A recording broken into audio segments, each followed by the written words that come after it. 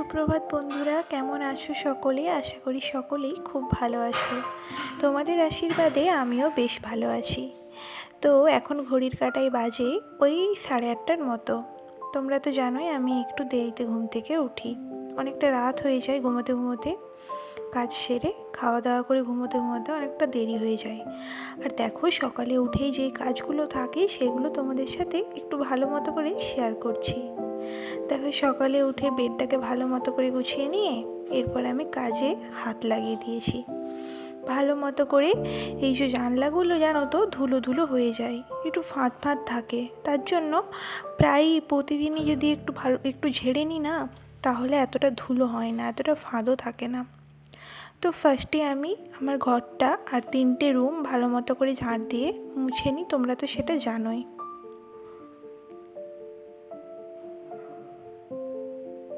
তো এরপর 3টে ঘর আর বারান্দার নোংরা একসাথে আমি সমস্তটা তুলে নিয়েছি, এরপর বাইরে গিয়ে ফেলে দেব। ঝাড় দিয়ে দিয়েছি। এরপর দেখো, আমি জল নিয়ে নিচ্ছিলাম বালতিতে, আর এই জলটা দিয়ে আমি বারান্দাটা মুছবো আর 3টে রুম মুছবো। আর চারিদিকে দেখছো কত টমেটো গাছ হয়েছে, অনেক টমেটো গাছ হয়েছে জানো তো, বাগানটা পুরো ভরে গেছে টমেটো গাছে। আর সামনেই দেখো একটা সর্ষে ফুলের গাছও হয়েছে, কি সুন্দর লাগছে না? তো চলো ভালো মতো করে এবার মোছামুছির কাজটা সেরে ফেলি।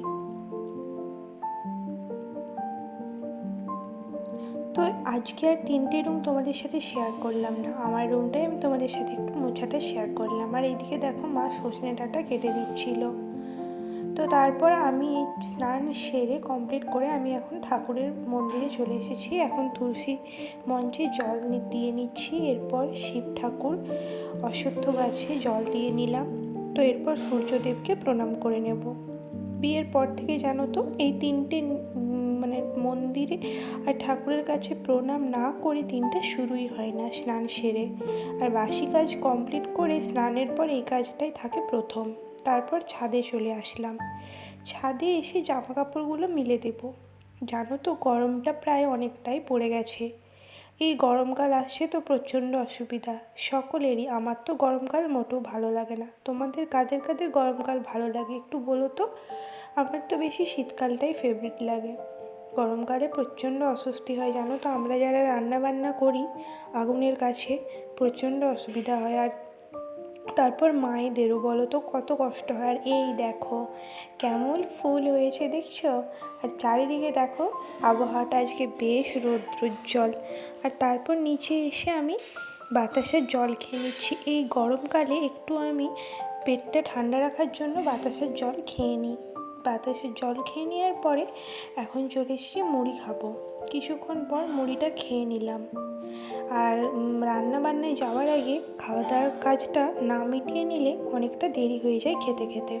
সমস্তটা যখন হয়েই গেছে, এরপর বড়িটা ভেজে নিচ্ছি। আজকে বড়িটা শাক, আলু, বেগুন আর গাজর দিয়ে বানাবো, যেহেতু নিরামিষ, আজ বৃহস্পতিবার। তো বৃহস্পতিবারে নিরামিষের দিনে নিরামিষ এই শাক, আলু, বেগুনের তরকারিটা খেতে কিন্তু খুবই ভালো লাগে বড়ি দিয়ে। তো অল্প পরিমাণে হলুদ, জিরে, ধনে, লঙ্কা গুঁড়ো, টমেটো, নুন সমস্তটা দিয়ে ভালো মতো করে নেড়ে চেড়ে একটু ভাজা ভাজা করে নেবো। এরপর শাকটা অ্যাড করে দেব। তারপর শাকটা ভালো মতো করে সবজির সাথে মিশিয়ে সিদ্ধ হতে দেব। দেখো সিদ্ধ হয়ে গেছে। এই উপকরণ সমস্ত কিছু দিয়ে জানো তো শাকটা বানালে খেতেও কিন্তু খুব ভালো লাগে নিরামিষের দিনে। দেখো আমি এখানে শাকটা ভালো মতো করে বানিয়ে এখন আমি একটা বাটিতে রেখে দেব। তো দেখো একটা তরকারি তো বসিয়ে দিয়েছি, ওদিকে হচ্ছে, আর এদিকে আমি মশলাটা ততক্ষণ বেটে নিই। আর মিহি করে না, আমি মায়ের মতো বাটতে পারি না, তাও চেষ্টা করি। আর মশলা বেটে নিয়ে এদিকে দেখো আমি একটা ঝোল বসাবো, তার জন্য জিরে, তেজপাতা আর শুকনো লঙ্কা দিয়ে ফোড়ন দিয়েছি, আদা জিরে বাটা দিয়েছি, দিয়ে ভালো মতো করে ভেজে নিয়ে দেখো জলটা অ্যাড করে দিলাম। তো এটা ভালো মতো করে লো টু মিডিয়াম ফ্লেমে বসিয়ে একটু তেল ছাড়তে দেবো। তেলটা ছেড়ে গেছে দেখো। তেলটা ছেড়ে যাওয়ার পর টমেটোটা অ্যাড করে দিলাম। এটা আমি বানাবো সজনে ডাঁটা, আলু, বেগুন, বড়ি, ফুলকপি দিয়ে একটা সবজি। দেখো সবজিটা আমি ভালো মতো করে দিয়ে ভাপিয়ে ভাপিয়ে কষিয়ে নিয়েছি। এরপর একটু জল অ্যাড করে দিলাম। জল এড করে দেওয়ার পর দেখো ফুটিয়ে নিয়েছি ভালো মতো করে। সিদ্ধ হয়ে যাওয়ার পর বেগুন আলু সমস্ত কিছু ভেজে রেখেছিলাম ওইগুলো অ্যাড করে দিলাম, বেগুন বড়িটা অ্যাড করে দিয়েছি। তো দেখো ঝোলটা কেমন লাগলো তোমাদের সাথে শেয়ার করলাম, ভালো লাগলে কমেন্টে জানিও। আর এই গরমকালে এই ঝোলটা খুবই উপকারী। তো বড়ি আর বেগুনটা শেষে অ্যাড করো, নাহলে না গুলে যাবে ওইগুলো, আর দেখতে গোটা গোটা থাকবে ভালো লাগে। ফুলকপিটা অ্যাড করতে পারো নাও পারো। রান্না হয়ে গেল, তাই বাবাকে আমি খাবারটা বেড়ে দিয়েছিলাম। আর এর মধ্যে দেখো গরমকালে এই যে লস্যিটা, এটাতে আমি গুঁড়ো চিনি দিয়েছি, কাজু বাদাম কিশমিশ আর চেরি দিয়েছি, খেজুর দিয়েছি, আর টক দই, আমুলের টক দই। এইটার লস্যিটা কিন্তু খুবই উপকার, তোমরা একবার ট্রাই করে দেখো। ভালো না লাগলে বোনকে এসে বলো, আর ভালো লাগবে আমি কথা দিচ্ছি। আমি নিজে একবার ট্রাই করেই আমি আবারও বানাচ্ছি, তোমাদের সাথে শেয়ার করলাম। এই সমস্ত কিছু অ্যাড করে তোমরা মিক্সারে মিশ্রণটা পিষে নিলেই রেডি হয়ে যাবে লস্যি। বাইরে থেকে আর কিনে খাওয়ার প্রয়োজনই পড়বে না। কালারটা দেখো, কালারটা দেখলেই মন ভরে যাবে খাওয়ার আগে। আর জানো তো শাশুড়ি মায়ের কাছ থেকে শিখেছি, এটা খুবই উপকার। আর এইটা মানে লস্যিটা তেষ্টা মেটানোর সাথে সাথে একবার দেখো মিশ্রণটা বানিয়েছি কি দারুণ হয়েছে, তাই না? মিক্সারে ভালো মতো করে পিষে নিলে এই মিশ্রণটা রেডি হয়ে যাবে। আর এটা খেতে কিন্তু খুবই ভালো, একদিন অবশ্যই বানিয়ে খেও। ভালো না লাগলে তখন কিন্তু এই বোনকে এসে অবশ্যই বলো, আশা করি ভালো লাগবে। আমি তো বানিয়ে খেয়েছি, আমার শাশুড়ি মা দেখিয়ে দিয়েছেন, খুবই ভালো। আমি প্রথমবার বানিয়ে খেয়ে বলেছি আবার একদিন খাবো, তো আজকে বানালাম তোমাদের সাথে শেয়ার করলাম। মায়ের জন্য রেখেছি, নিজেও খাবো। তো দেখো খুবই সুন্দর কালারটা, দেখো কালারটা দেখেই মনটা ভরে যাচ্ছে, তাই না? তোমরা কিন্তু আমার ফেসে স্মাইলটা দেখে বুঝতে পারবে, খেতে কিন্তু অসাধারণ হয়েছিল। যেমন মিষ্টি তেমন নুন নুন আর তেমন টক টক, আর সাথে আছে অনেকটা প্রোটিন। এইভাবে ঘরোয়া নিয়মে একবার বানিয়ে খেয়ে দেখো। আজকে যেহেতু শাশুড়িমাই সমস্তটা কেটে দিয়েছিলেন সবজি, তাই আর বেশি দেরি হয়নি খাবার খেতে। আমরাও বসে পড়েছি খাবার নিয়ে। শাশুড়ি মায়ের পুজো শেষ হয়ে গেছে, গরম ভাতে একটু ঘি নিয়ে নিলাম। তো চলো এবার দুজনে মিলে খাওয়াটা সেরে ফেলি।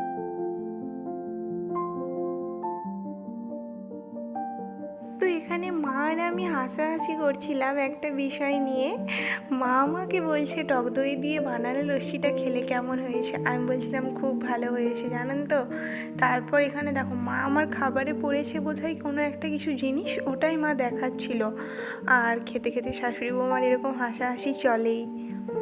খাওয়া দাওয়া কমপ্লিট করে দেখো এইখানে মানি প্ল্যান্টটা দেখছি কত সুন্দর নতুন নতুন পাতা গজাচ্ছে, কি ভালো লাগছে জানো তো। মানি প্ল্যান্টটা এসে থেকে দেখছি এক ছিল একরকম হয়ে গেছে, কত সুন্দর লাগছে। আর এই দেখো খাওয়ার পর একটু ঘুরতে চলে আসলাম সর্ষে ফুল দেখাতে, কি সুন্দর লাগছে তাই না?